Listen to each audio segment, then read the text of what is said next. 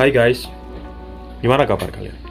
Oke, kesempatan kali ini mungkin aku akan membagikan sebuah kisah inspiratif yang mungkin akan memotivasi teman-teman. Ya, mungkin teman-teman sudah tahu dari kisah-kisah ini, sudah familiar di benak teman-teman semua. Kalian tahu Steve Jobs? Ya, dia memiliki kisah yang sangat memotivasi bagi kita semua. Steve ini lahir dengan nama Paul Jobs. Dia dilahirkan di San Francisco, California, Amerika Serikat. Dia lahir pada tanggal 24 Februari 1955.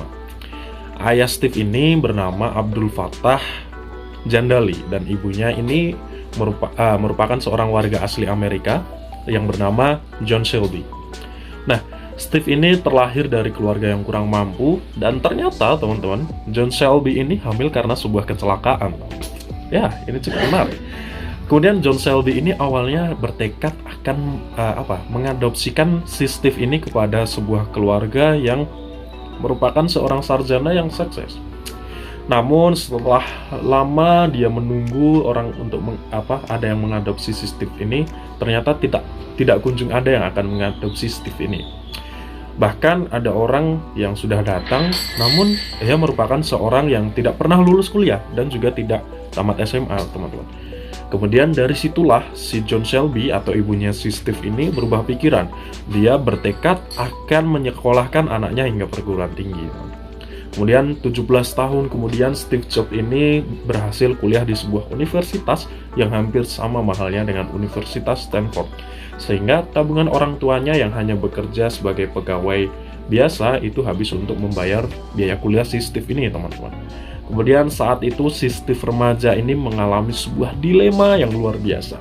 Dengan keadaannya yang sudah 6 bulan kuliah atau kurang lebih 1 semester, dia tidak mendapatkan buah yang ia inginkan.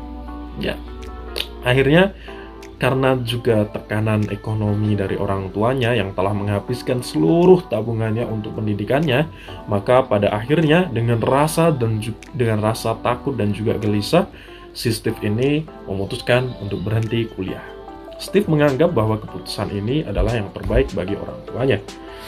Kemudian setelah resmi menyandang sebagai mahasiswa DO, ia berhenti memilih kelas wajib dan mulai mengikuti kuliah yang ia sukai saja.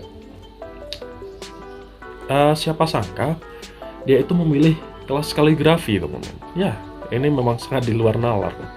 Kemudian berselang 10 tahun kemudian, teman-teman, ia bertemu dengan teman lamanya di SMA, yaitu Steve Wozniak, atau biasa dipanggil dengan Woz. Ya, Woz ini merupakan seorang ahli di bidang elektronika, teman-teman. Kemudian pertemuan kedua Steve ini yang akan menjadi awal atau permulaan perubahan besar-besaran pada bidang teknologi pada saat itu bahkan hingga sekarang, teman-teman. Pada saat itu dan saat ini, teknologi Apple ini sangat bersaing ketat dengan perusahaan-perusahaan lainnya. Pada tahun 1976, bersama rekannya Steve Wozniak, Jobs yang berusia 21 tahun ini mendirikan perusahaannya pertama kali dengan nama Apple Computer atau applecomputer.co di garasi milik keluarganya. Dengan susah payah mengumpulkan modal, dia mengumpulkan modal ini dari menjual barang-barang berharga mereka yang paling berharga. Kemudian usaha itu dimulai. Komputer pertama mereka atau Apple One saat itu berhasil terjual sebanyak 50 unit kepada seluruh toko lokal pada saat itu, teman-teman. Kemudian karena Apple ini berkembang pesat, pada tahun 1983 Jobs ini menggait atau bekerja sama dengan John Sculley. Dia merupakan seorang dari Pepsi Cola yang memimpin, kemudian dia bekerja sama untuk memimpin perusahaan kecil mereka dari Apple ini. Nah, kemudian sampai sejauh itu Apple Computer ini menuai banyak sekali kesuksesan dalam industri komputer. Namun pada tahun 1985 setelah konflik dengan Sculley atau orang dari Pepsi tadi, teman-teman, Apple Computer ini justru memutuskan untuk mendirikan pendiri mereka. Ya, Steve Jobs sendiri. Steve Jobs itu dikeluarkan dari perusahaan dia sendiri pada saat itu. Pemecatan itu terjadi karena sebuah perbedaan pendapat antara Sculley dan juga Jobs ini. Kemudian pemecatan Jobs ini terjadi setelah peluncuran Macintosh Nah, itu merupakan karya yang terbaik dari Apple itu. Kemudian seiring berjalannya waktu, pertumbuhan Apple, nah itu banyak terjadi sebuah perubahan-perubahan yang cukup maju. Tapi setelah sepeninggalan Jobs ini malah akan mendapatkan penurunan pada saat itu. Kemudian Jobs yang keluar dari perusahaannya sendiri itu, dia merasa sedih, dia merasa sangat terpukul karena bisa-bisanya dia keluar dari perusahaan yang ia ciptakan sendiri. Kemudian setelah Jobs ini dia menjual sahamnya, dia memulai dengan sebuah perusahaan baru yang ia dirikan yang bernama Next Computer. Dan juga Jobs ini tidak hanya berkiprah di bidang teknologi saja, dia juga bergabung dengan industri film yang bisa kita tahu, yang bisa kita kenal dengan sebutan Pixar. Nah, itu merupakan sebuah campur tangan dari Steve Jobs, teman-teman. Dan walaupun ketika dia mendirikan sebuah perusahaan komputer yang bernama Next ini, walaupun sebenarnya teknologi yang ia ciptakan ini cukup maju, tapi tidak membuahkan hasil karena komersil pada saat itu dia tidak berhasil. Nah, tapi yang ia berhasil saat itu adalah dengan mendongkraknya industri film itu, yaitu si Pixar ini, teman-teman. Nah, ya teman-teman pasti tahu Pixar itu seperti film-film yang sangat populer pada saat itu seperti Toy Story, Finding Nemo, The Incredibles, dan lain sebagainya. Pasti teman-teman sudah menonton film-film itu. Nah, film-film itu bisa sukses ya karena campur tangan si Steve Jobs ini. Kemudian peninggalan Steve Jobs dari perusahaannya itu, dan juga kuatnya dominasi dari IBM dan juga Microsoft pada saat itu membuat Apple itu kalah saing dan hampir perusahaannya saat itu terpuruk, teman-teman. Saat itulah Apple itu menyadari ada yang kurang dari perusahaan mereka itu. Apa?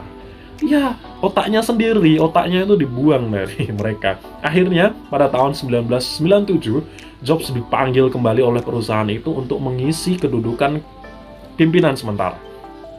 Dengan mengaplikasikan teknologi yang ia ciptakan di Next, Apple kembali melesat maju dan meluncurkan berbagai teknologi maju seperti macOS, kemudian iMac, dan juga salah satu yang fenomenal pada saat itu adalah iMac, teman-teman. iPod.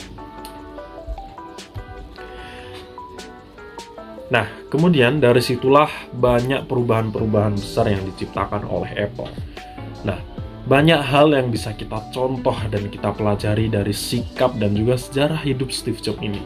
Sikap percaya diri, kemudian pantang menyerah merupakan sikap yang membuat ia menjadi seseorang yang sukses walaupun ia berada di kondisi keluarga yang kurang mampu, teman-teman. Kemudian dia memutuskan untuk berhenti kuliah, gitu kan, atau dia di DO. Bahkan pandangan orang-orang ketika seseorang itu di DO dari kuliah itu merupakan suatu hal yang buruk. Tapi Steve Jobs membuktikan hal itu dengan dia mencari sebuah ide atau kreativitasnya sendiri, mengembangkan kemudian menjadi sebuah perusahaan yang sangat besar. Nah, ini bisa menjadi sebuah pelajaran bagi kita, sebuah motivasi bagi kita, siapapun kita, jika kita memiliki inisiatif yang bagus, kemudian memiliki motivasi yang tinggi untuk menciptakan sebuah perusahaan, untuk menciptakan sebuah perubahan, maka bisa-bisa saja siapapun kalian, siapapun diri Anda, dari manapun Anda, ya, kalian bisa melakukan, asalkan teman-teman itu pantang menyerah, kemudian yakin, dan juga memiliki langkah-langkah jitu untuk menuju kesuksesan itu sendiri. Ya, mungkin kali itu saja yang bisa saya bahas pada video ini. Semoga dapat bermanfaat. Terima kasih. Goodbye.